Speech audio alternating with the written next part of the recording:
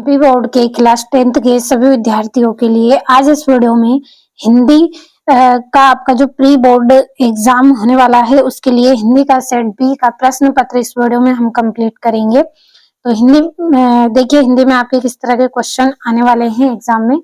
चलिए शुरू करते हैं। पहला प्रश्न, सही विकल्प चुनिए। तो पहला है बाल गोविंद भगत क्या काम करते थे। तो बाल गोविंद भगत है वो कौन सा काम करते थे, ये खेती बाड़ी का कार्य करते थे।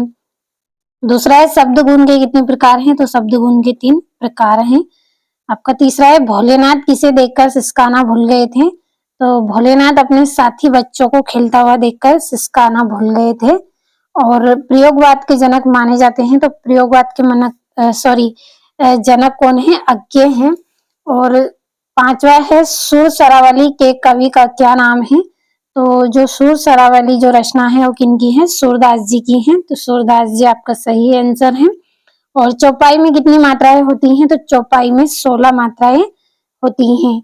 अब चलिए हम रिक्त स्थानों को भरेंगे। तो पहला है अर्थ के आधार पर वाक्य 10 प्रकार के होते हैं। तो ये कितने प्रकार के होते हैं, 8 प्रकार के होते हैं। अगला है सांप को देखते ही 10 गिरते पड़ते रोते चिल्लाते भाग चले थे। तो कौन कर रहे थे, ये बच्चे। अगला है तुलसीदास 10 शाखा के श्रेष्ठ कवि हैं। तो तुलसीदास जी भक्ति शाखा के श्रेष्ठ कवि हैं।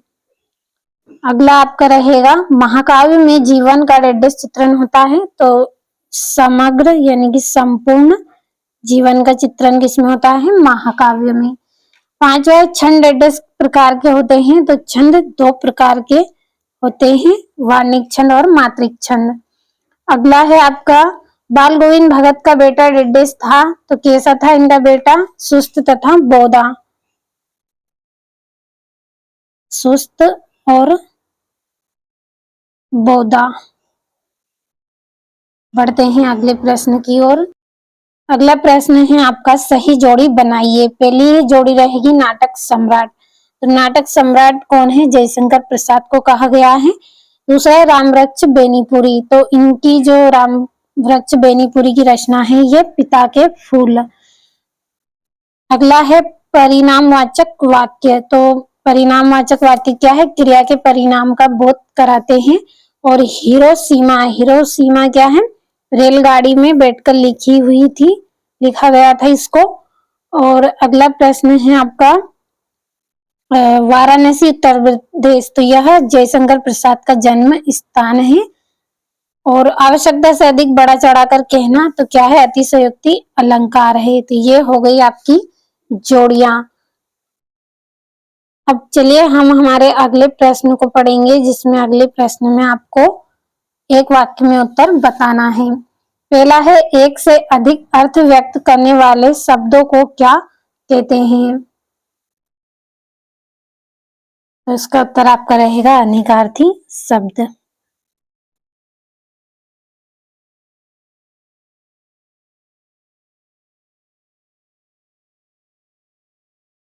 अगला है आपका लोकोक्ति या कहावत किसे कहते हैं। तो लोक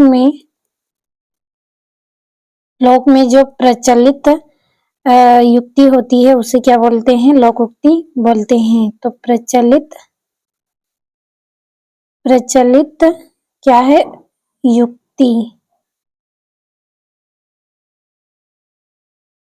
लोक में प्रचलित युक्ति या फिर कथन भी आप लिख सकते हैं, क्या कहलाता है, लोक में प्रचलित युक्ति लोकोक्ति कहलाती है।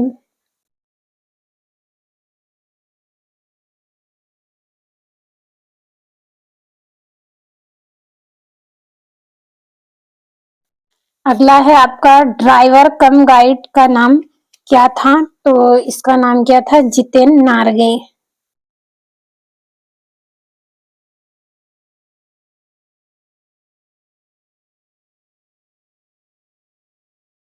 जितेंद्र नारगे।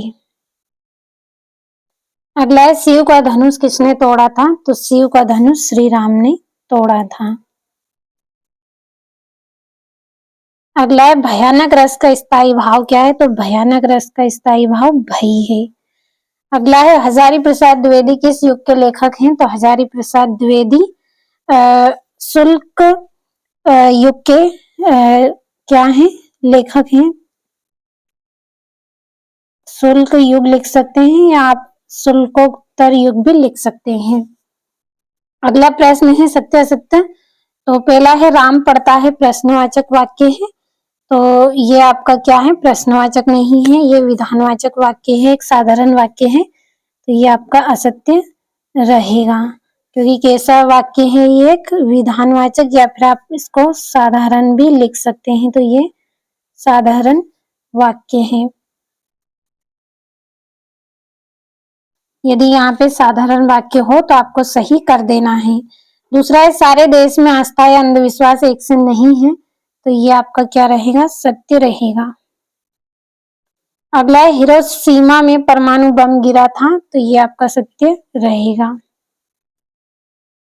चौथा है निराला ने बादलों से रिमझिम बरसने के लिए कहा था। तो ये आपका सत्य है, क्योंकि उन्होंने गरजने के लिए कहा था, बरसने के लिए नहीं। तो ये आपका यहाँ पे क्या है, असत्य है। ब्रैकेट में आपको यहाँ पे मैं लिख रही हूँ, उन्होंने क्या बोला था, गरजने के लिए।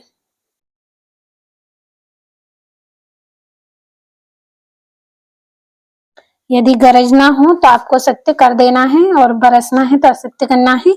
और चौपाई छंद में 24 मात्राएं होती हैं। तो ये आपका असत्य है, क्योंकि चौपाई छंद में कितनी मात्राएं होती हैं, 16 मात्राएं होती हैं। यदि 16 मात्राएं आई तो सत्य करें। और छठा है बाल गोविंद भगत ग्रस्त नहीं थे। तो ये आपका सत्य ये आपका सत्य रहेगा, क्योंकि ये तो ग्रस्त जीवन में थे, लेकिन इसके बाद ये क्या बने थे, सन्यासी बने थे। इसके बाद इन्होंने अपना परिवार छोड़ा था। तो आपको यहाँ पे इसको असत्य करना है।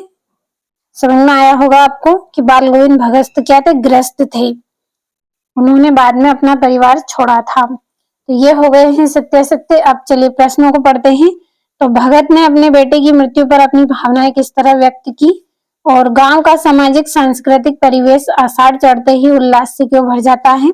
और राम वृक्ष बेनीपुरी अथवा भदंत आनंद कौशल्यान का साहित्य परिचय निम्न बिंदुओं पर करना है। दो रचना और भाषा शैली। बढ़ते हैं अगले प्रश्न की ओर। नवाय निम्नलिखित मुहावरों का अर्थ लिखकर वाक्य में प्रयोग कीजिए। पहला है अक्कल पर पत्थर पड़ना और आग बबूला होना। 10वें बच्चे माता पिता के प्रति अपने प्रेम को कैसे अभिव्यक्त करते हैं। 11वां है प्रयोगवादी काव्य की 2 विशेषताएं बतानी है। 12वां है मंगलेश डबराल अथवा श्रीकांत त्रिपाठी निराला की काव्यगत विशेषता निम्न बिंदु पर करनी है। 2 रचना और कला पक्ष। और लक्ष्मण द्वारा वीर योद्धा के संबंध में बताई गई 2 विशेषता लिखनी है। होली के आसपास प्रगति में जो परिवर्तन दिखाई देते हैं उन्हें लिखना है। और 15वें में पाठी मुक्तक और गेय मुक्तक में 2 अंतर करना है। और दोहा छंद के प्रत्येक चरण में कितनी मात्राएं होती हैं, कहानी और उपन्यास में अंतर बताना है। और निम्नलिखित गद्यांश की संदर्भ प्रसंग व्याख्या आपको करनी है। तो चलिए बढ़ते हैं अगले प्रश्न की ओर। ये यहाँ से आपका 19वां है आधुनिक भारत के विषय में अनुच्छेद करना है। और 20वें में भी संदर्भ प्रसंग व्याख्या करनी है। और ये आपका 21वां है अपठित गद्यांश। तो कंप्लीट अच्छे से आपको सभी प्रश्नों को कर लेना है। और ये यहाँ से लाउड स्पीकर बंद करने का निवेदन करते हुए जिलाधीश महोदय को आवेदन पत्र और 23वें में निबंध आपको करना है। तो आज की इस वीडियो में आपको हिंदी का सेट बी बताया है। अगले वीडियो में सेट सी पढ़ेंगे। सेट बी आप अच्छे से कंप्लीट कर ले।